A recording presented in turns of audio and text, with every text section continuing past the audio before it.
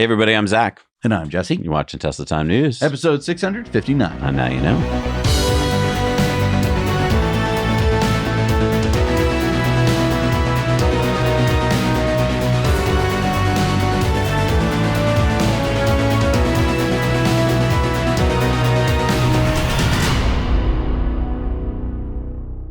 So yesterday, Doge Designer posted, breaking, SpaceX has paid Grimes County $10 million ahead of schedule under its Terafab tax agreement, a major step forward for the proposed project. It equals nearly 40% of the county's expected $26.5 million in property tax revenue for all of 2026. County leaders may use the money for infrastructure, employee pay, and retention. SpaceX and Terafab representatives are scheduled for a Q&A at the August 5th Commissioner's Court meeting, which already happened. And the broader Terafab project could eventually involve up to $119 billion in investment. And we learned at the Grimes County Commissioner's Court that SpaceX will pay Grimes County $20 million a year for 35 years, a total of $710 million. And SpaceX will still pay county taxes just at a reduced rate. Now, if you're like, well, is this all true? There's just some post on X. I think we can confirm that that is true because Elon responded saying, Terafab. And that's the reason why they're paying Grimes County all of this money, because they're going to build just the largest thing that we've ever built, pretty much. Yeah. I mean, it was really fun to watch I can't believe I'm saying it was fun to watch a county commissioners meeting, but it actually was, because Terafab representatives were there and they talked about the project. I mean, I learned some stuff like 7.2 million people live less than an hour away. One of the reasons they picked this area is they need employees. They're going to need 3,000 permanent job employees, everybody from janitors to the most technical staff in the world. And it's going to take thousands and thousands of construction jobs to build this huge plant, which is 100 million square feet on 3,000 acres. 3,000 acres is what the plant's going to take up. It's actually on a 13,000 acre site, but the building itself will be 3,000 acres. And just in case you're wondering, an acre is what a man and a mule can plow in a day. Yeah. So that's 40,000 square feet. The other thing is here, I didn't know this, but this used to be a brownfield site. There used to be a former coal plant here, which means that this is a huge improvement over what was there. And the nice thing is it already had really good grid connections and stuff. So this is really exciting that we now have confirmation that this is where Terafab is going. Now, when you design a building this big, normally you level stuff. Mm-hmm. Do they have to take into account the curvature of the Earth? I don't know. I know, right? It's beyond me. Tesla Megapack posted Megapack 3 is officially rolling off the line in our newest mega factory in Brookshire, Texas. The factory went from groundbreaking to operation in just 16 months and has a design capacity of 50 gigawatt hours a year dedicated to Megapack 3. And Elon said Megapack 3 starting production. Congrats, Tesla Megapack team. Do you think that California is kicking themselves right now because all of this could have been built in California if it hadn't have been for... No. It couldn't have been built in California. You don't understand. Is there not enough space California is very different than Texas. You have to take a long time. We got to do some environmental impact reports. We've got to do community outreach programs. We got to be bitchy and mean to Elon because he's mean. They really screwed the pooch on that one. We're sponsored today by our good friends at Smart Charge America. And I'm really happy about this partnership because we actually have been big fans of Smart Charge America for years. Yeah, when our buddy Joe Barletta, who's the president of Smart Charge America, told us that he'd like to help sponsor the show, we were both really stoked. Smart Charge America is the company to call when you need to install EV charging. Whether you're a property manager trying to figure out how to bring EV charging to your tenants, or a homeowner trying to figure out how to get EV charging for your family. Trust us and make your life a whole lot easier. Just go to Smart Charge America. The link is below. You'll fill out this simple form and Joe and his team will get right back to you to make it happen. And for a limited time, at least until Joe comes to his senses, and he still hasn't come to them yet. So use our link and tell him that Zach and Jesse sent me, and you will save 15% off your installation. Do it today. I know you'll thank us.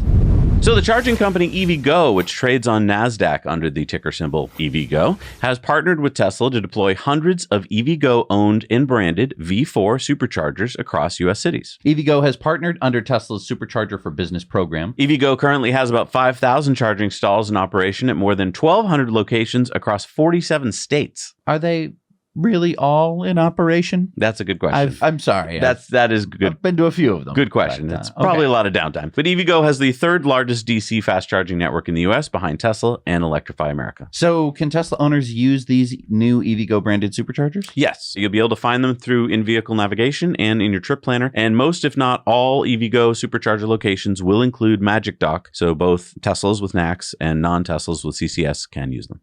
Interesting. Yeah. It only took them like a decade from when they should have. Do you think their installation team is like, whew, I know. we can just have Tesla do it now? Oh my God.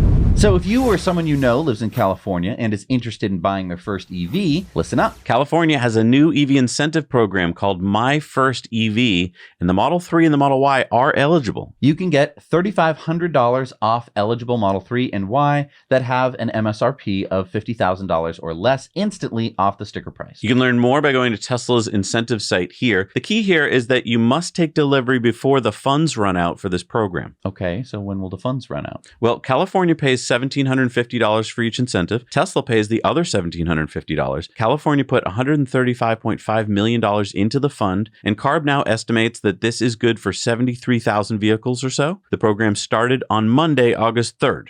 So the quicker the better. Yeah. Go.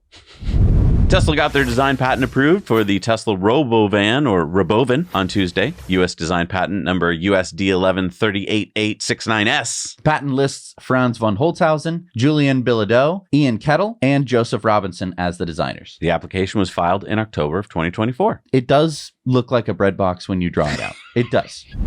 And Neuralink, the brain interface company, also received 2 patents recently. This one for automatic craniotomy and bone work via milling, force sensing, and impedance sensing is basically the machine that cuts the hole in the cranium. Yeah, it's pretty complicated because it's a CNC milling machine. And if anyone knows about those, they're dangerous and it's going to be attached to your head. It's my head! It has a high-speed spindle and an end mill that has bioimpedance circuits that can measure resistance and tell it when it has cut through the dense bone layers and gotten to the soft dura layer, which it's also going to cut. But I mean, come on, this isn't brain surgery. Oh, wait, it is. Neuralink also received U.S. patent number 126888941B2 on July 21st for real-time neural spike detection. Yeah, basically a tiny computer chip that can instantly tell when a brain cell fires. And I just think that it's funny that Elon is doing both brain surgery and rocket science better than anyone that has ever done either of those two things, and people still want to call him dumb.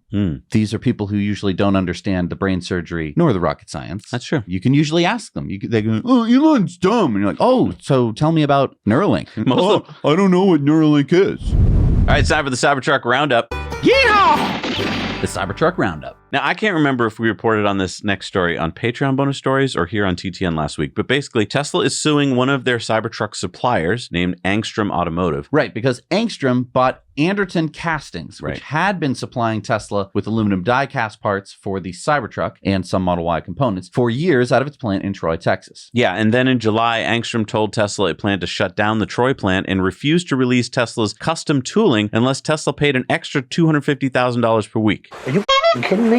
Tesla then sued to get these valuable tools back because it's affecting Cybertruck production. Well, on Tuesday, U.S. District Judge Christopher R. Wolf granted Tesla a temporary restraining order and writ of Replevin, which I've never heard of before, in its dispute with Angstrom Automotive. The order authorizes Tesla to enter the supplier's facility in Troy, Texas, and retrieve its own Cybertruck tooling and related equipment that Angstrom had been withholding. How unprofessional, you know? Right. It's kind of like if... It's like if your neighbor borrowed your lawnmower and then you're like, can I have my lawnmower back? And they're like, no! Well, it's kind of like if your girlfriend got a corporate takeover and then they wouldn't give you your sweatpants back. What? I guess that one doesn't work as well. All right, it's time for some SpaceX news. So there was the SpaceX Q2 earnings call, and I just thought we could talk about a few of the points that caught us. So we're going to talk about more of this on Investor Club today. But first of all, we heard that Starship could be caught on the next flight as long as regulators allow it. So that's going to be super fun. It could be both Starship and the booster caught on the next flight. So that, wow. He at least said that will happen by the end of the year. So that's exciting. So you're telling me there's a chance? And we're going to have the next flight by the end of this month, I believe. So, wow, things are happening fast. Of course, we heard that Grok 4.7 is just a few weeks from today. And Grok 5, when it comes out, hopefully by the end of this year, would have all the data that SpaceX produced and will become the best engineering AI model, according to Elon. That's exciting. Excellent! They should have 2 gigawatts of compute by the end of this year and close to 10 gigawatts of compute. And Elon announced that basically, I think they're going to exclusively be building their compute on NVIDIA chips.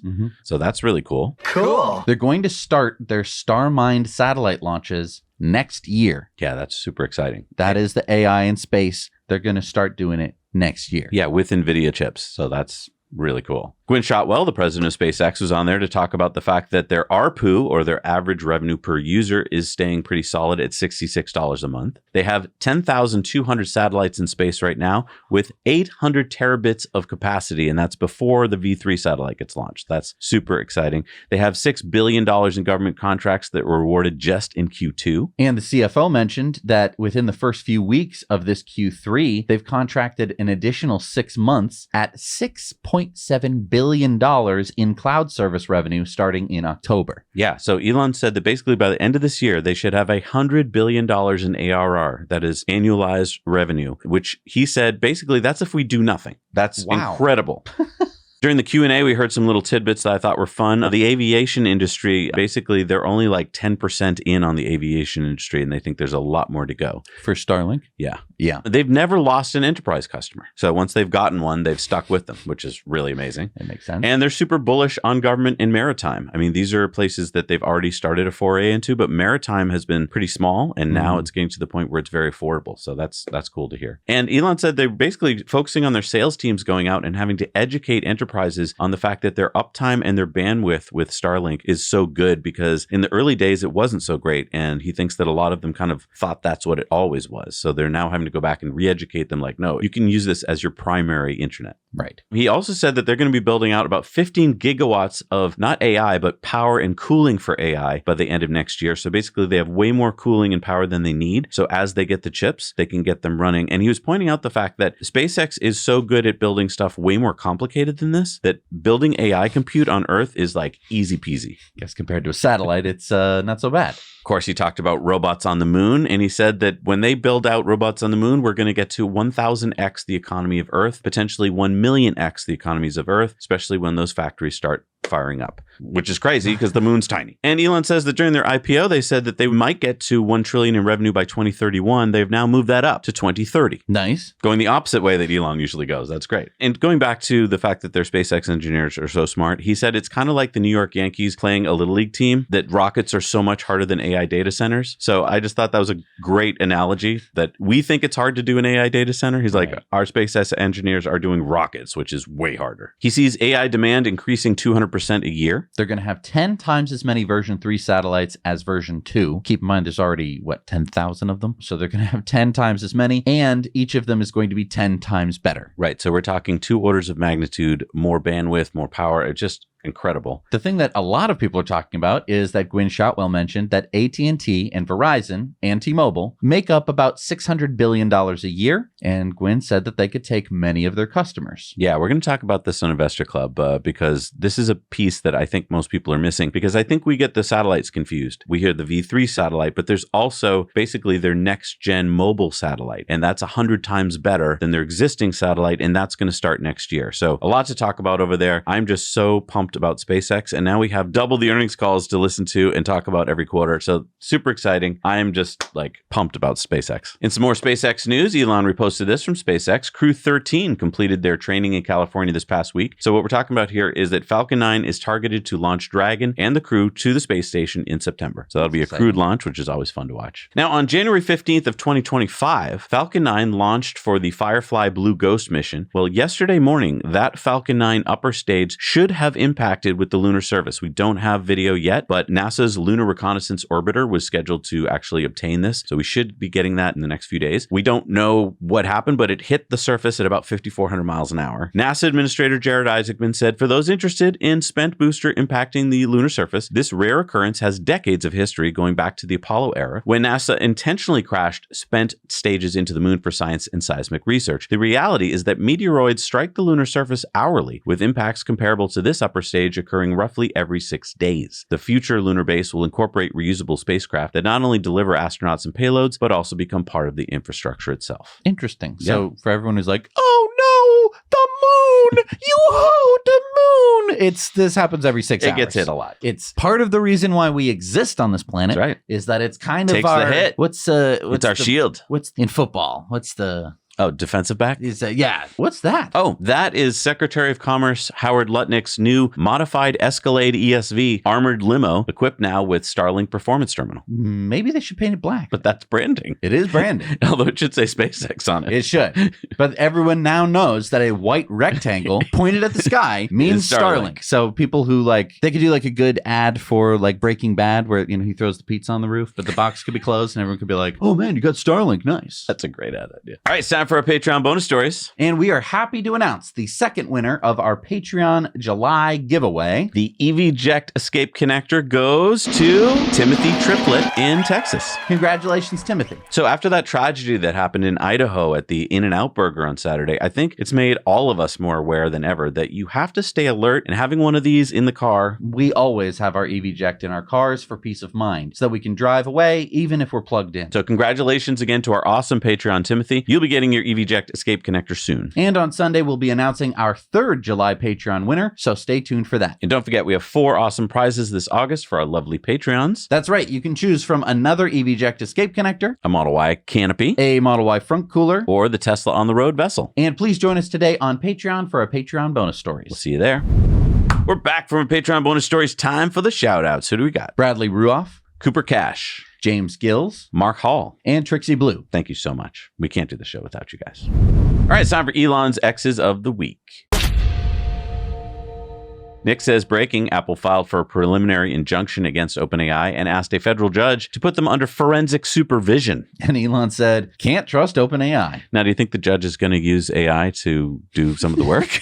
Hey, ChatGPT, should I grant this injunction? SpaceX is partnering with NVIDIA to design the Starmind AI-1 satellite compute payload. Each of the Starmind satellites will include NVIDIA Rubin GPUs and Vera CPUs for data center class space compute. And Elon said the same Starmind V1 satellite design, minus solar and radiator, will be deployed on the ground in our data centers. It's a major improvement in data center efficiency. So you're going to have a satellite on the ground? Yeah. Elon said SpaceX has committed to using NVIDIA GPUs exclusively because they are the best. Elon said, I love futuristic Art Deco. Jonah Katz says, the SpaceX mug with Mars on it, which terraforms green when hot water is added, has been a huge hit in my crowd. Elon said, my favorite piece of merch other than the not a flamethrower. I got that mug, and for the longest time, I didn't know what was the big deal about the Mars on it until I poured some hot liquid into it. Elon said there's no such thing as magic ground that makes some places prosperous and some not. If you teleported the people of Japan to anywhere else, that place would become Japan. Peter DiMonte says, if the price of a trip to orbit fell to the price of a great vacation, would you go? I most certainly would. Elon said it will, and then to the moon too. Elon said 99% of compute long-term will be for inference. Nikita Baer is stepping down as X's head of product. Sir George the Coin said Grok realizing that it's the new X head of product. Elon said only a matter of time, to be honest. Siobhan Zilla says, me every time a new Chamath meme drops. Elon says, I kind of like Chamath styles, to be honest. We should update fashion for 2026. The standard suit and tie or t-shirt and jeans is just too basic. Even though that's been his classic. That's been his classic the whole time. Are we going to have to start wearing turtleneck sweaters? It's going to get hot in here. I don't know. I think he's probably pushing for the V-stripe suit with the boots. It's just going to be the one-piece silver suit with the V-stripe and the boots. Thank you so much for joining us today, everybody. Don't forget to enter for your chance to win great prizes over on Patreon. Just $1 a month gets you all of our Patreon bonus stories and chances to win 4 great prizes this month. So what are you waiting for? We'll see you guys again on Sunday. Now you know.